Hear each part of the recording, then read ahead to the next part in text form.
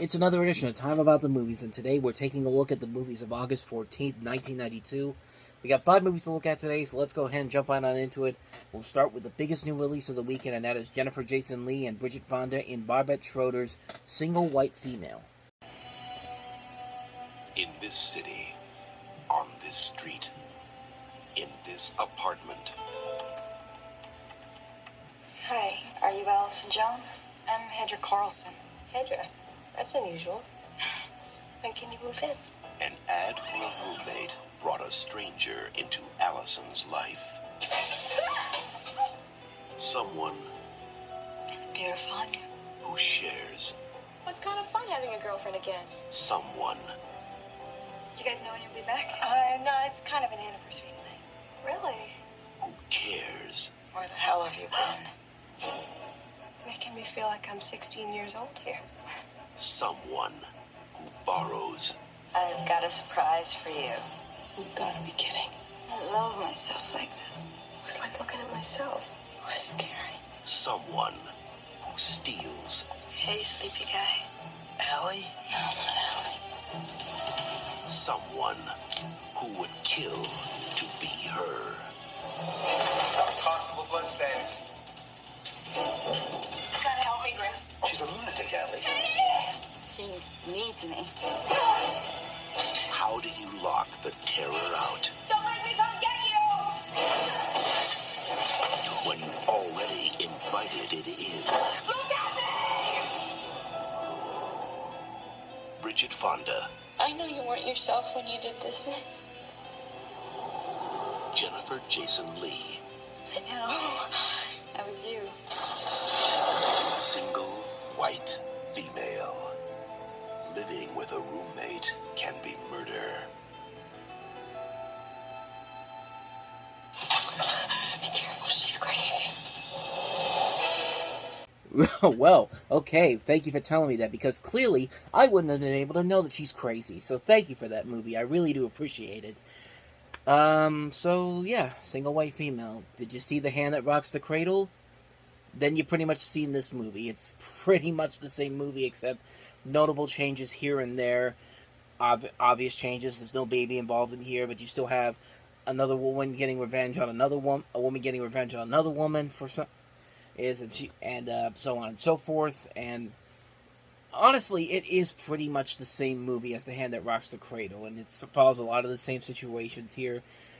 It's mostly a cautionary tale about, hey, if you're gonna put out an ad for somebody to come in and be your roommate, you might want to think about background checks, because clearly Bridget Fonda made the wrong decision here in this movie. And of course, if she didn't do that, then we wouldn't have a movie, which probably wouldn't be the worst thing about this movie. I will say this though.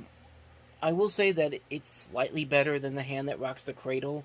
Sort of. I mean, Hand That Rocks the Cradle was just a movie that just didn't work on any level, mostly because you couldn't believe Rebecca De Mornay as the antagonist of the movie. What makes this movie different, though, is that Jennifer Jason Leigh, I think, plays a better antagonist role in this movie. I mean, I think she plays that role a lot better in this movie than De Mornay did in Hand That Rocks the Cradle. But, yeah, other than that, though, there really wasn't anything too tense or exciting about this movie, in my opinion. I just looked at it and I was just like, I've seen this before, and I haven't seen it. Me personally, I don't think it was done very well, but when you talk about these type of movies, this is usually one of the ones that get brought up almost instantaneously. Plus, you got Barbette Schroeder, who had just done Reversal of Fortune, which won Jeremy Irons an Academy Award before that, and then he did Barfly after that, and after that, there wasn't really a whole lot there that he did afterward that really stood out, honestly. When I think about the movies that he did afterwards, like Kiss of Death, Desperate Measures, Murder by Numbers, just a lot of movies that were just there. They didn't really do a whole lot there in particular, but, I mean, the movie did have a following. It was a huge hit when it came out, and I don't know, maybe people just like this concept enough to make it work. Me personally, I didn't think it worked as well as I think everybody else thought it did, but, and again, there's an audience for everybody, so overall, I liked it a little bit better than Hand That Rocks the Cradle, but that's not really saying a whole lot because that movie was bad. This one is just meh. It's just mediocre, to say the least. At least in my opinion. So that's Single White Female. Let's go ahead and move on to the next movie that we have here, and that is John Ritter in Stay Tuned. Sorry to disturb you at this hour, but I have something you want. A new TV? It broadcast programs no one had ever seen. Wednesday at 9, don't miss an all-new episode of The Silencer of the Lambs. Then one night, Roy and Helen Nabel got sucked in and discovered that hell is one TV show after another. Let's welcome our new contestants, Roy and Helen Nabel. And they're starring in every show. I've watched enough wrestling to know one thing. It's all fake. No one ever gets it. Not fake. Not fake. So the object, Mr. Pierce, is to kill them before they reach the end. Oh my God, we're cartoons. I am not alone. I'm Helen Nabel. I have 2 beautiful children. Mom? Our parents are trapped in television. Now, they can't go home. They can only switch channels. Where'd it go? Hey, lady, watch out! And every series is a nightmare. That's Entertainment. because Satan is the sponsor. Okay, everybody, head spins. Very good, very nice. Well, time to rock and roll. Start me up. You got to start me up. Start me Don't up. miss this comedy from hell. Party time! That'll save her. Stay tuned. Where have you been?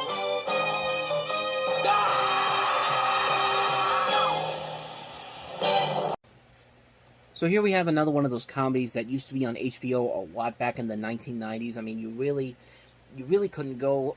I think there were a couple of days. There were days where there was a stretch where every single day you would at least see this movie one time on TV throughout much of the 90s. I mean, it was all over the place.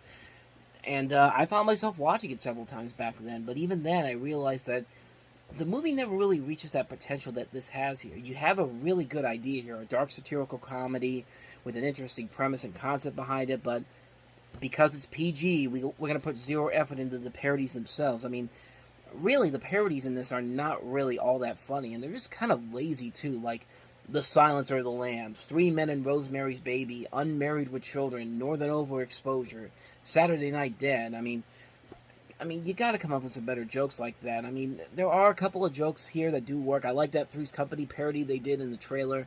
And then you got Chuck Jones to do a really good animated sequence there, and it is it's a legitimately funny sequence. I mean, those are the 2 moments where I really thought, okay, this is where you're using a lot of that potential. And, I mean, John Ritter and Pam Dauber are doing their best here, and I think Jeffrey Jones can play a decent bad guy, but overall, the movie just doesn't work. And I think it was because Tim Burton was attached to do this at one point, but instead he decided to do Batman Returns.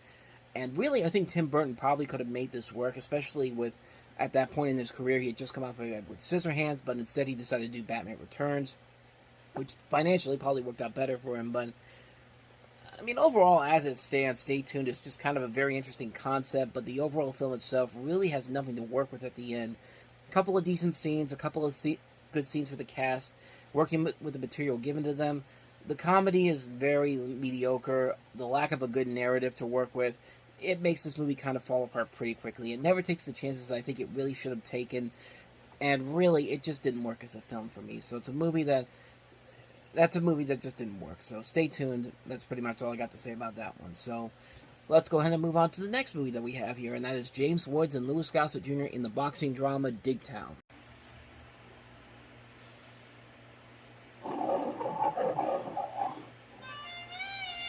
You know the difference between a hustler and a good con man? Hustler has to get out of town as quick as he can. But a good con man, he doesn't have to leave until he wants to. Hi. Evening. Two things we never joke about here in Diggstown, Mr. Kane. Our boxing and our betting. I never heard of no Honey Roy Palmer. Could take on any 10 of you in a day. Nobody can take 10 men. Any 10, any day. I'd bet 1,000 on it. But would you bet $2,000 on it? I got $10,000 against your 1,000. How's about your $100,000 against my 10,000? You're not serious. Roy's in, right? I mean, I haven't asked him yet.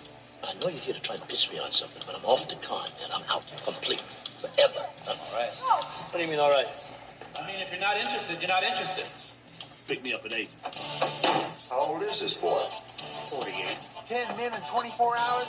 He ain't gonna last 10 seconds. Now, you fighters, you do exactly what I say, you make $1,000. Emily, I need your help. Kind of information that can get you killed. Dear Lord, give us the strength to tear this man limb to limb.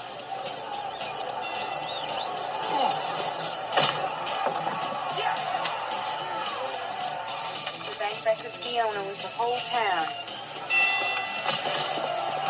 What's up with these buskets? I'm thinking of upping our side bet to an even $250,000. Who's next? You. Ouch. Getting old on me, you go 15 rounds, wheezing like an old goat. I don't know what's worse. Fighting to him or listening to your mouth. Hey! You want to bet? Let's bet. $1.5 million. All right, forfeit and kill me right now. Come on, boy, get up. It ain't over with yet. Okay, look. He's bigger than you are. He's tougher. He's faster. He's younger than you are. He hasn't fought 22 rounds today. But you remember this. You are black. What the hell is that supposed to mean? I don't know. I mean, I'm trying to inspire you. You know, it's a roots kind of thing. He seems awful mad. Did you tell him he was black? Okay, I'm not gonna lie, that bit at the end was actually pretty funny. I mean, I say it's a drama, but it is pretty much a mix of a comedy. It's a dramedy, because there are funny moments, as you see in that trailer here, and overall, the movie itself is actually pretty decent. I actually watched this one time a couple years ago, and overall, I was pleasantly surprised by it. There was a lot in there that I thought was funny. I thought James Woods was very good. I think him and his chemistry with Louis Gossett Jr. is very good. Bruce Dern is great in the film. You got Heather Graham in here, Oliver Platt. Just a great cast overall here.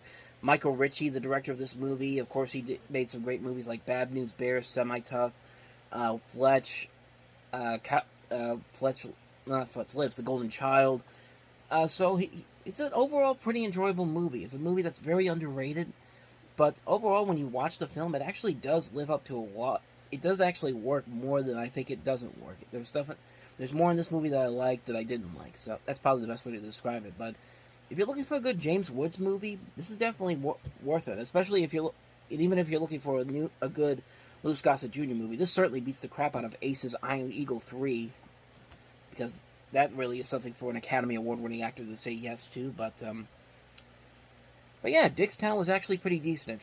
I'd say definitely check it out if you can get a chance to see it. So let's go ahead and move on to the next movie that we have here, and that is The Living End. You'd rather die for the sex or love? So what's your name? You sexy slab of buff beefcake. Luke. Stop it, Daisy. You just want to play hide the weenie with him, and you know it. Where's the party, animal? 15 left. The test only verifies that you have the antibodies to the virus. Sorry. I mean, you were careful, right? Yeah. Most of the time. Prepare to swallow your teeth, faggot. Guess again, Three Stooges.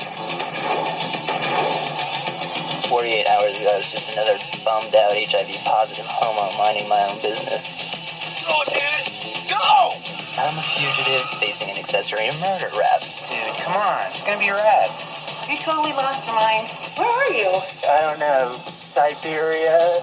Want to know what it is I like best about guys' bodies? I really hate guys who talk during sex. Did I ever mention that? I'm not going to fondle your crotch right now. Why not?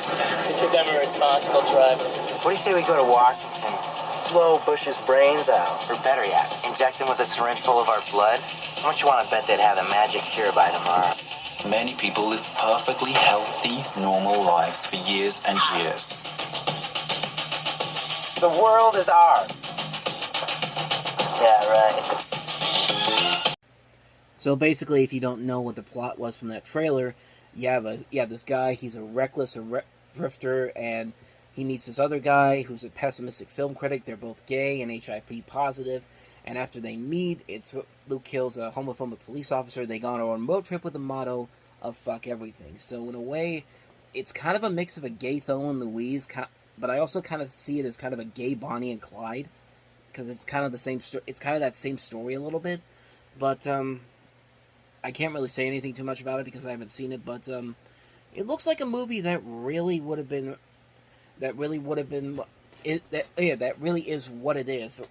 As seen as an early entry to the new queer cinema genre that was taking place at the time period. And this director has also done stuff like Totally Fucked Up, The Doom Generation, Nowhere, Splendor, Mysterious Skin, Smiley Face, Kaboom. So he's got a lot. This guy's got a lot of different movies on his plate here.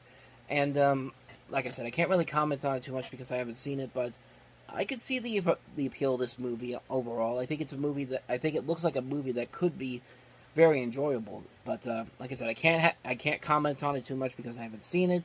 I can only acknowledge that it came out this weekend, and it looks pretty promising. So that's The Living End. Let's go ahead and move on to the last movie that we have here, and that is Brad Pitt starring in Johnny Suede. Many stories have been told of man's search for meaning in his life, but none of them quite like this one. Johnny's life had no meaning. It seemed to be going nowhere. Then one night, meaning struck him in the form of black suede shoes, and there was no stopping him now. What are those, bedroom slippers? They're one-of-a-kind black suede shoes. My name's Suede. Jan Suede. Johnny Suede. So I think you can pretty much get the plot right there. You got this guy who wants to be like a rock and roll star, like Ricky Nelson, his idol, and he has everything he needs except for a pair of black suede shoes. He actually gets them, and soon his world kind of turns around. He meets this girl who's a sultry bohemian with whom he beds down for the night. In spite of Darlette's abusive, gun-toting boyfriend, Johnny begins to see Darlette every day. But when Johnny is forced to pawn his guitar for rent money, Darlette leaves him. Johnny's pal Deke fronts him the money to get his guitar out of Hawk and the two form a band. And he wanders aimlessly to find this girl, and he meets another girl named Yvonne, who's a woman much wiser than Johnny, who teaches him that there are more things in life than a pair of black suede shoes. And I read that off Wikipedia because, again, I haven't seen the movie, so I can't really comment on it. But this movie's notable because Brad Pitt, he made this movie before he became the star that he was in '92. This was before Thelma and Louise. This was before Cool World. And Miramax saw this movie, and Harvey Weinstein was urged by one of the people at Miramax to get the rights to this movie for a film that he hadn't seen, and it paid off in the end because it won the Best Picture at the International Film Festival in Lorcana, and it actually went on to become and to seal the distribution deal. The film didn't make a ton of money at the box office because it was only in one release, one cinema, and it only made $90,000 out of a budget of $500,000. But I'm assuming the film made back its money once video sales came into play, and overall, it doesn't look like a bad movie. It looks like a movie that is kind of a breakout performance for Brad Pitt. So, and yeah, that's pretty much all I got to say about it because I haven't seen this movie. I can't comment on it, but I can acknowledge that it came out this particular weekend. So, there you go. That's Johnny Suede. And with that said, we wrap up another edition of Time About the Movies. Next time we meet, we'll look at the movies of August 21st, 1992, including Brandon Lee and Rapid Fire, the first of several Christopher Columbus movies that came out in '92, Christopher Columbus: The Discovery. We have the comedy The Gun and Betty Lou's Handbag, the polarizing animated film Little Nemo Adventures in Slumberland, A Brief History of Time, Light Sleeper, and The Ox. So 6 movies to look at next time around. With that said, thank you very much for watching, and if you want to see more videos like this, please hit the playlist on the next page, check out the previous episode, and I will see you guys tomorrow for another episode. So thank you for watching, I'll see you next time, and until then, as always, take care.